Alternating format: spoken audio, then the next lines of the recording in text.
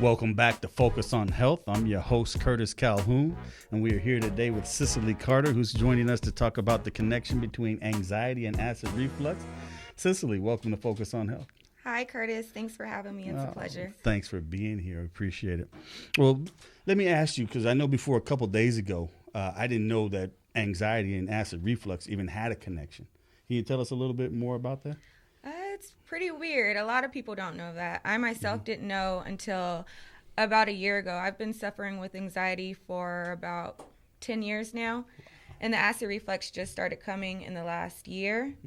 So I was waking up in the middle of the night with, bad chest pains and kind of feeling like I needed to vomit. My chest was hurting really bad and just a weird acid feeling. So I started Googling it, and I realized that there was a connection. I'm in a couple of support groups on Facebook and just on the web, period. So I went on there and I started asking questions. I started asking, do any of you guys get acid reflux? And I got over 100 comments of people saying yes. And of course I asked what they do to help. So yes, anxiety and acid reflux do have a connection. Wow. Well, I would have never guessed that you suffered from anxiety, number one, and then the acid reflux, please. So what are some ways that you're affected by it when it happens, or how does it affect you?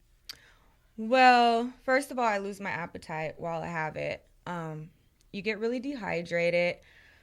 A few things are, you can't really lay down. You're up all night.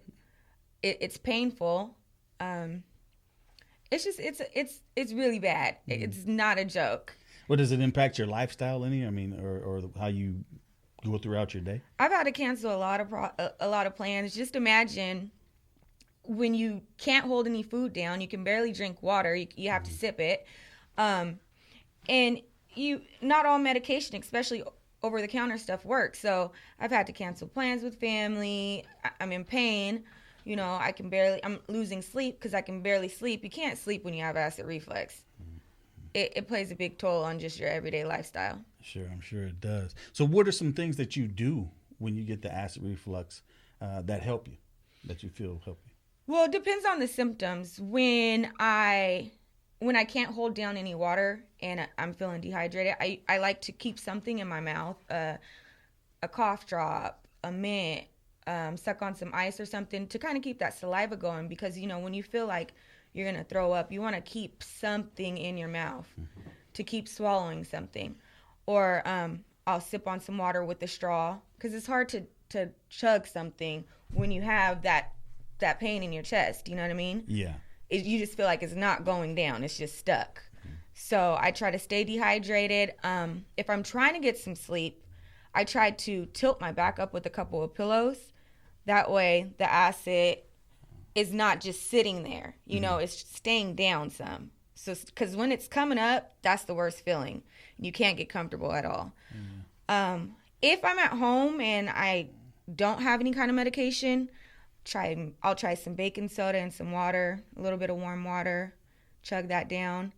Sometimes it makes it come up though, which is good because you want that acid to come up out of there. So that is a good thing for it to come up if you can. Yeah, if you can do it. Healthy way. Yeah, in a healthy way. Because even sometimes some people think maybe I just need to make myself vomit, but everything's stuck right there, so it might not come up. But if it does, it's a toilet full of acid, which is better than a chest full of acid. That's true. So are there any other home remedies that you know of that maybe you don't use but that you heard of that you might be able to suggest? A lot of people use apple cider vinegar, but I've always thought apple cider vinegar, that sounds harsh itself, right? Yes. So I tried it before. I took it like a shot of vodka. It made it worse. Eventually I felt better, but then I researched it more. You're supposed to add it with 8 ounces of water and slowly drink it, and eventually it will break the acid up. That's one that a lot of people use. A weird one that I've used that actually works is a tablespoon of mustard. Really? Sounds weird, and yes, I thought it was weird. It might not work for everybody, but it worked for me. Wow. Yeah, okay. Mustard. So then what are maybe some dietary things that somebody might do? What role does diet play in the acid reflux? Or Dietary things, diet can play a big role. First of all, you want to stay away from acid foods, carbonated drinks. A big one for a lot of people might be staying away from alcohol. That's always been a tough one for me. Especially when you have a hangover, that acid reflux will be the death of you. It'll have you swearing you're never going to drink again. Been there, done that. Yeah. So what are some foods that might help with the acid reflux? Like if you ate them before, you know, or you get it, or just foods that you can eat on an ongoing basis that would just prevent it? Well, if there are some. There's really no foods that you can eat that keep it away. But there are foods with acid like oranges and tomato sauce that you want to stay away from. The biggest part is you don't want to eat too big of meals, especially before going to bed. So you want to stay away from big meals before bed and things high of acid. Okay. Well, lastly, what are some general tips that you use to keep your anxiety down and can kind of keep it in check? Or some things you do when you're dealing with an anxiety attack? I think taking time for yourself is very important. We all live a busy lifestyle, you know, nowadays, just trying to keep our family together, our lifestyle together, just everyday stuff. So it's always best to try to take some time out for yourself, whether it's reading a book, going for a walk, going to the gym. Less stress is always the best.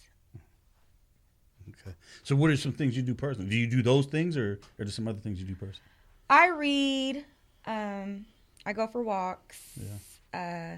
I try to, stay positive, keep positive people in my circle. Yeah, cool. Well, thank you for being here, joining us in studio today, taking time out to kind of, share with us how this works and the things that you're dealing with and how you deal with them. I know a lot of people probably don't want to admit that they have anxiety. I know I'm a person that deals with anxiety. Right. So kudos to you for being there, putting it out there, being so transparent and sharing what you do with us. Thank you. I appreciate that. Thank you.